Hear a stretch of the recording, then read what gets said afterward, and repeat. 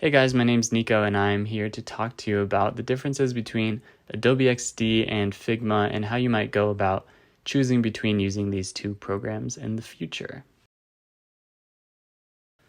So opening up Adobe XD here, you can see it's very similar to Illustrator. It's vector-based and you can draw shapes, you can use the pen tool to draw shapes, you can grab this to change the radius as well as clicking the side there. And it's really basically the same thing. So if you're familiar with Illustrator, you're pretty familiar with Adobe XD.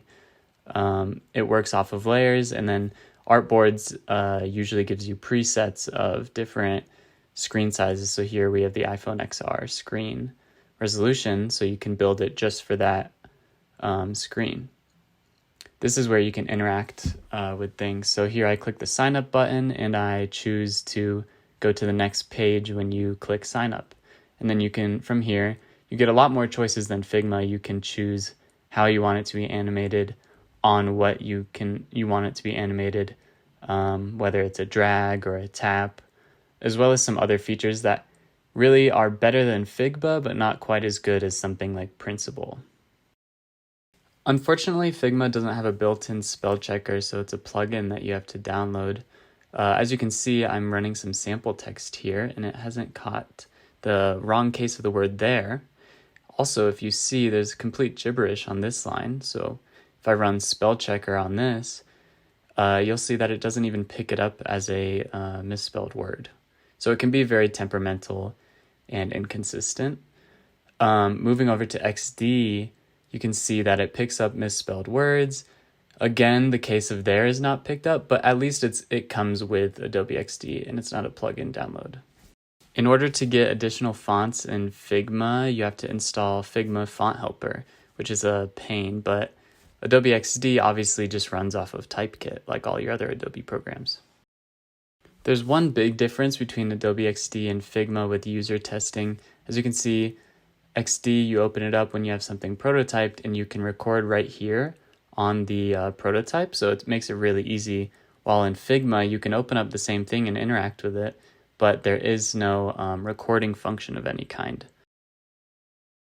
So one big difference between Figma and XD is the ability to preview on your phone and use that as sort of a way to user test as well as just show people what you've created.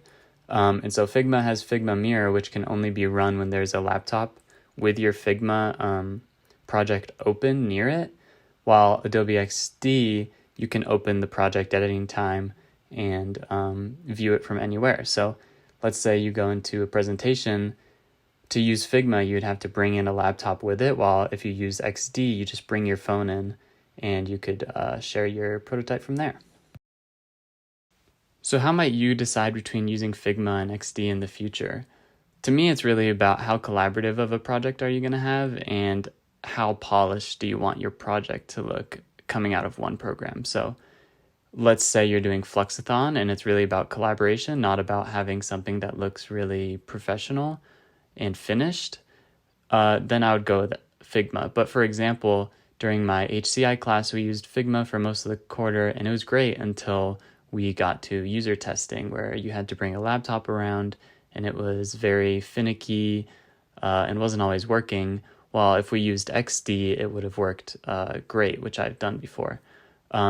In addition to that, during our final week, we only had 4 days to create our hi-fi, and we weren't able to get some of the animations that we wanted through Figma because transferring the file into Principle didn't quite work on the school computers. And so we ended up with a project that wasn't quite as clean as we wanted it and as clean as we could have gotten it with Adobe XD.